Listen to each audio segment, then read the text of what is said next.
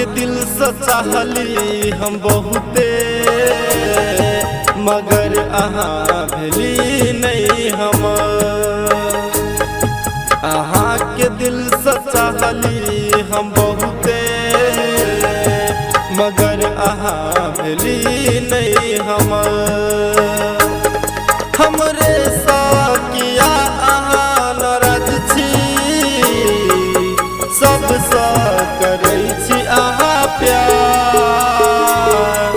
अहाँ के दिल से चाहली हम बहुते, मगर अहाँ भेली नहीं हम। हमरे साकिया अहाँ नाराज छी, सबसे करै छी अहाँ प्यार। अहाँ के दिल से चाहली हम बहुते, मगर अहाँ भेली नहीं हम। भेली नहीं हम।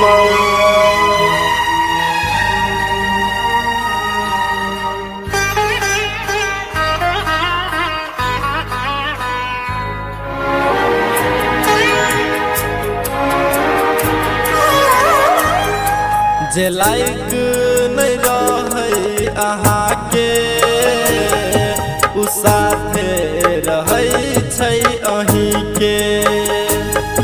जे लायक नहीं रहे अहाँ के, उ साथे रहै छै अहीं के। हमरा तो अहाँ नफरत से देखली, नहीं एको दिन प्यार सतकली।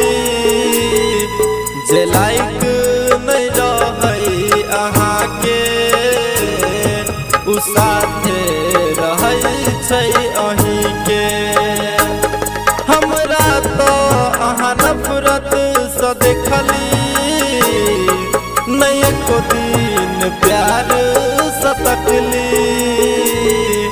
अहाँ के दिल से चाहली हम बहुते, मगर अहाँ भेली नहीं हम। भेली नहीं हम।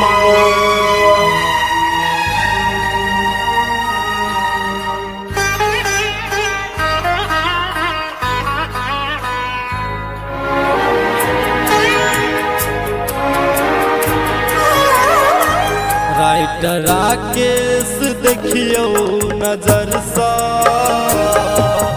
खेललक ई हमरा दिल सा। राइटर राकेश देखियो नजर सा, खेललक ई हमरा दिल सा। मुकेश से नहीं प्यार कऽ चल गेल अनिकेत के हाथ धोकर। राइटर राकेश देखियो नजर सा, खेललक हमरा ई दिल सा। मुकेश से नहीं प्यार कऽ चल गेल अनिकेत के हाथ धोकर। अहाँ के दिल से चाहली हम बहुते,